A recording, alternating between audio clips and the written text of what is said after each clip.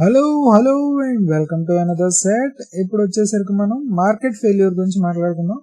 So market failure in the forest arises due to externalities అంటే positive externality అవ్వచ్చు, negative ఎక్స్టర్నాలిటీ అవ్వచ్చు. ఉన్న ఆపర్చునిటీని మనం మార్కెట్ కింద కన్వర్ట్ చేసుకుని గ్రాప్ చేయలేకపోవడమే మార్కెట్ ఫెయిల్యూర్ కింద అవుతుంది. అది పాజిటివ్ ఎక్స్టర్నాలిటీ అయినా కూడా, నెగిటివ్ ఎక్స్టర్నాలిటీ అయినా కూడా.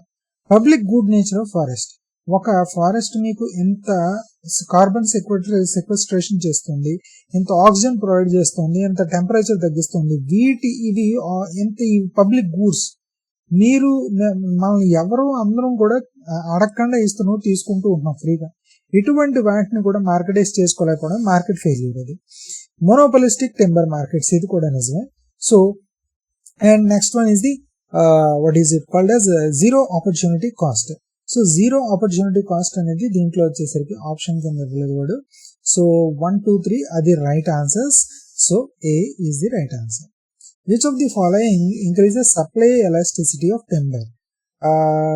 సప్లై ఎలాస్టిసిటీ వచ్చేసరికి పెంచడానికి increases supply elasticity short rotation species, తొందరగా ఎదిగి తొందరగా మెచ్యూర్ అయ్యే స్పీసెస్ అని పెట్టుకుంటే సప్లై అనేది పెరుగుతుంది. Carbon financing encourages forest restoration. Restored forest reduce carbon sequestration.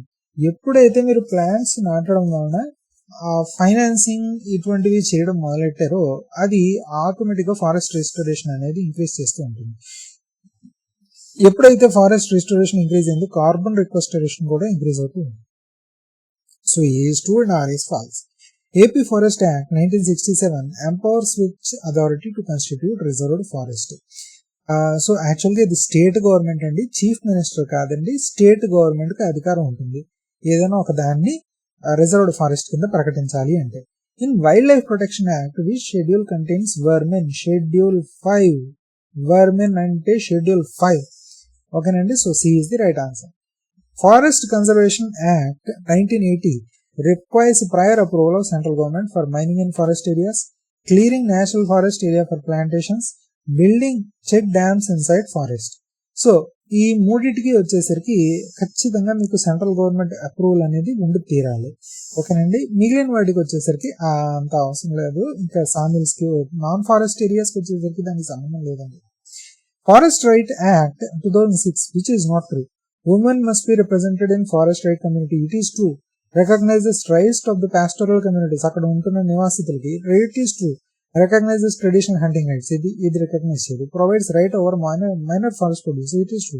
ఎందుకు రికగ్నైజ్ చేయదంటే అక్కడ మేము ఇది చంపడం, పులిని చంపడం మా ఆనవాయితీ అండి.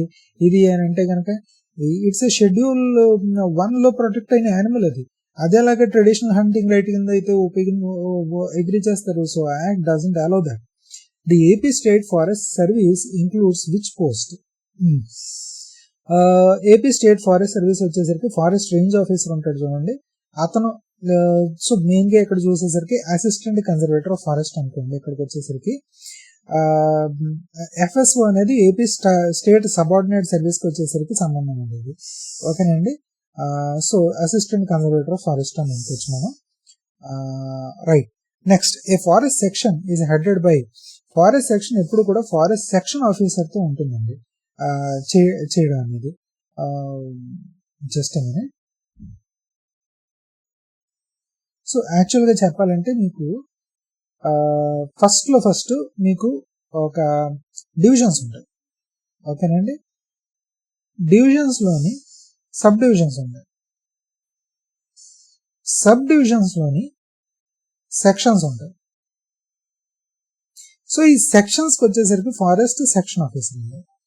సబ్ డివిజన్స్ కి వచ్చేసరికి ఫారెస్ట్ రేంజ్ ఆఫీసర్, డివిజన్స్ కి వచ్చేసరికి divisional forest officer, DFO.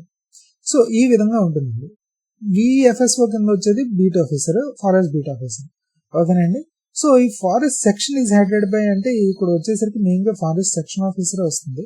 But కొన్ని వచ్చేసరికి ఫారెస్ట్ రేంజ్ ఆఫీసర్ అని కూడా అంటారు. It's a little bit controversial question. Match the following. Forest range officer, forest beat officer. చూద్దామండి. Forest range officer, forest beat officer 1, 2. Okay, right. ఇప్పుడు మనం చూద్దాం. So మీకు ఇందాక నేను చెప్పాను కదా, ఫస్ట్ డివిజన్స్ ఉంటాయి, దాంట్లో సబ్ డివిజన్స్ ఉంటాయి, దాంట్లో సెక్షన్స్ ఉంటాయి. ఓకే, డివిజన్ వచ్చేసరికి ఎవరు చూస్తారు? డివిజనల్ ఫారెస్ట్ ఆఫీసర్ చూస్తారు. సో 3 ఎవరు? Divisional forest officer. 3 అనేది వచ్చేసరికి ఏమవుతుంది? డివిజన్ ప్లాన్స్ ని ఫీల్డ్ లెవెల్ ఇంప్లిమెంటేషన్ చేస్తారు. So 3 is A. And 4 principal chief conservator of forest. ఈయన అన్నిటికన్నా సూపర్వైజర్ బాస్ అయిన. So overall state level supervision కి వస్తారు. So next one forest beat officer. ఈయన బీట్ ప్రొటెక్షన్ వర్క్ చేస్తూ ఉంటారు.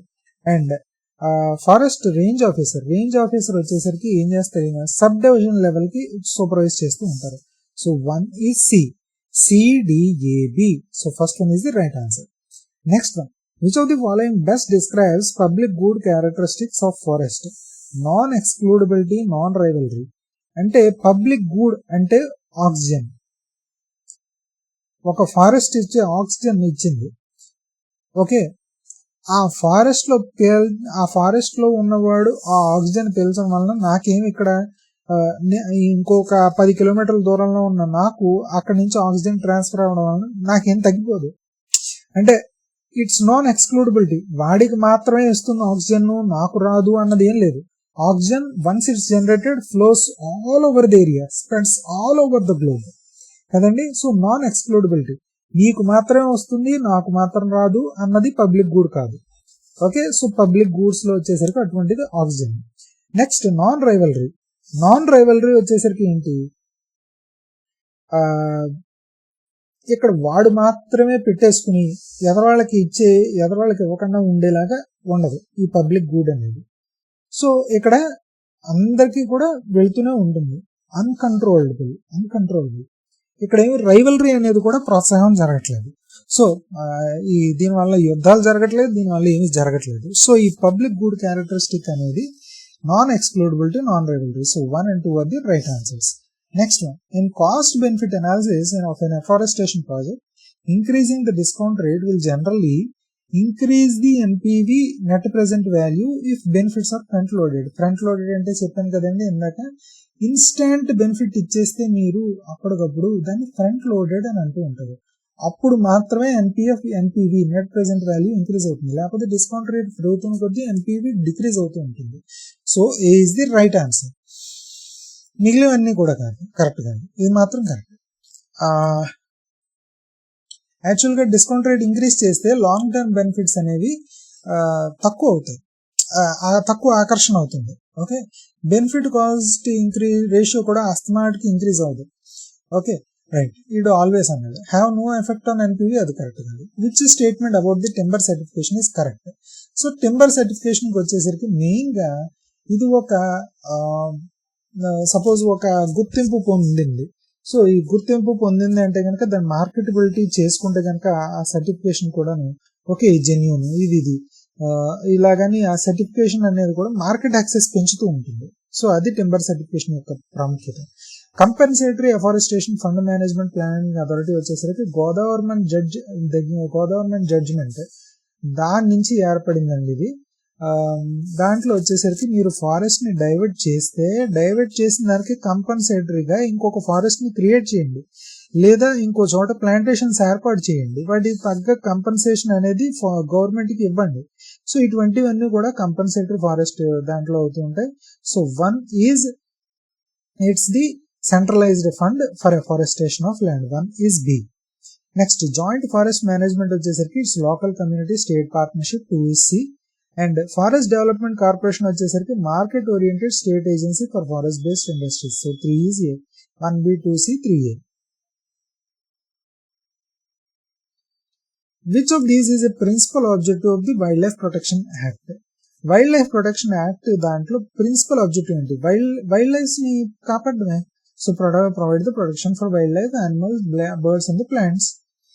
Forest conservation act 1980 exemptions include certain defence projects. నిజమే, కొన్ని డిఫెన్స్ ప్రాజెక్ట్స్ వచ్చేసరికి బార్డర్ దగ్గర కాపాడుకోవాల్సిన పరిస్థితి ఏర్పడినప్పుడు, ఏమైనా యుద్ధ వాతావరణం ఏర్పడినప్పుడు ఆ ఫారెస్ట్ దగ్గర ఒకవేళ సెటప్ చేయాల్సి వస్తే కనుక ఖచ్చితంగా ఫారెస్ట్ ని అక్కడ కొంత క్లియర్ చేసి ఖచ్చితంగా డిఫెన్స్ సెటప్ చేస్తారు. అప్పుడు దాంట్లో ఎగ్జామ్షన్ ఇచ్చేస్తారు. ఈ ఫారెస్ట్ కన్జర్వేషన్ యాక్ట్ ఏం వర్తించదు. అప్పుడు ఇది డీకన్వర్షన్ చేయాలి, సెంట్రల్ గవర్నమెంట్ ఆపోదించాలి, ఇదంతా కదా. So national security projects are exempted from prior approval process. వీడి ఉద్దేశం ఏంటంటే ఆల్ అని అంటున్నాడు, but all not necessary all national security. కొన్ని సెక్యూరిటీ ప్రాజెక్ట్స్ అలా చేయొచ్చు. So A is true but R is false. Under Forest Regulation Act 2006, who is the final authority to approve the individual claims? State, district level committee కానీ sub division level committee కానీ వీళ్ళే final authority అండి approve చేయడానికి. ఓకేనండి. Next one, which of the following increases the timber supply in the medium term? Medium term లో వచ్చేసరికి ఎప్పుడు కూడా మీకు చెప్పాలంటే I think it's promoting the short rotation plants. Short rotation plantations ని ఇంక్రీజ్ చేయాలి. Which is not a core function of the principal chief conservator of forest. Policy advice to state government on forestry, it's a core function. State level coordination and supervision, it's a function. Representing the state and interstate forestry matter, it's a function. ఇది వచ్చేసరికి range officer పని అండి, range officer పని ఇది. So this is not a core function. Next years ఇచ్చాడు. Wild life protection act మీరు చెప్పగలరు 1972, forest conservation act 1980 and forest right act 2006 1B 2C 3A. ఓకేనండి. అండ్ నెక్స్ట్ వచ్చేసరికి మనం తర్వాత మాట్లాడుకుందాం నెక్స్ట్ వీడియోలోని. ఇక్కడతో ఆపుదాం. నా వీడియో కనుక నచ్చినట్లయితే లైక్ చేయండి, నా ఛానల్కి సబ్స్క్రైబ్ అవ్వండి. And see you in the next video. Bye bye, good bye and జై హింద్.